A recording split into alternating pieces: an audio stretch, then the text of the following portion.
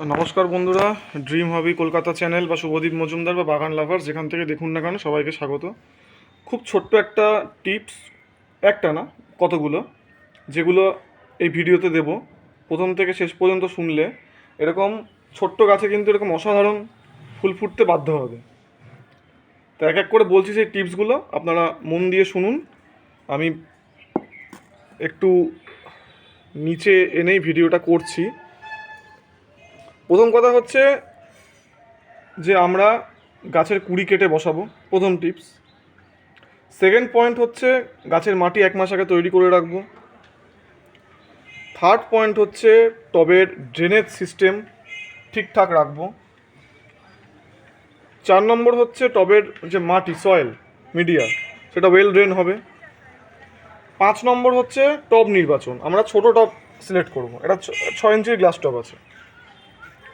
কটা বললাম, 5টা না 6টা? যাই 5টাই বললাম মনে হয়। 6 নম্বর পয়েন্ট হচ্ছে গাছ বসিয়ে অহেতুক খাবার দেওয়ার জন্য তাড়াহুড়ো করব না। 7 নম্বর পয়েন্ট হচ্ছে গাছ বসানোর 7 থেকে 10 দিন পর থেকে সুপার সোনাটা এবং কাকা 10 দিনের গ্যাপে ব্যবহার করব। 8 নম্বর পয়েন্ট হচ্ছে গাছ বসানোর 1 মাস পর থেকে খাবার দেওয়া চালু করব।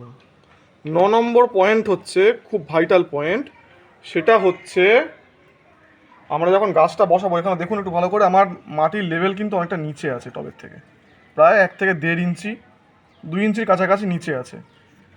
এতে কী লাভ হয়? এতে জল কম যায়, খাবার কম যায়, মানে আমরা জল কম দেব, খাবার কম দেব। এতে কী হবে? গাছের শিকড় কিন্তু অতিরিক্ত খাবার বা অতিরিক্ত জলের জন্য মারা যাবে না। ও প্রপার যেইটুকু চাহিদা সেইটুকুও খাবে, সেইভাবেও বৃদ্ধি হবে।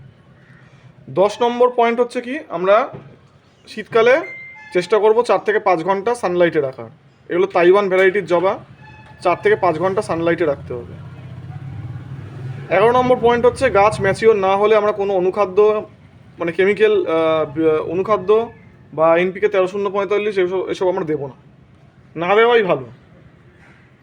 তা এই পয়েন্টগুলো আপনারা যদি মাথায় রাখতে পারেন, এখন ট্রপিক্যাল জবার একদম মরশুম শেষ বলতে পারেন, তাই যারা নতুন ট্রপিক্যাল জাবা করছেন এই পয়েন্টগুলো যদি মাথায় রেখে করতে পারেন, তাহলে আপনাদের পক্ষেও কিন্তু এরকম ছোট্ট একটা তাইওয়ান জবা গাছে এরকম একটা অদ্ভুত সুন্দর ফুল ফোটানো খুব সহজেই সম্ভব হবে। তো বন্ধুরা, ভিডিওটা এখানেই শেষ করছি। সবাই ভালো থাকবেন, সুস্থ থাকবেন, ড্রিম হবি কলকাতা চ্যানেলের সঙ্গে সর্বদা জুড়ে থাকবেন।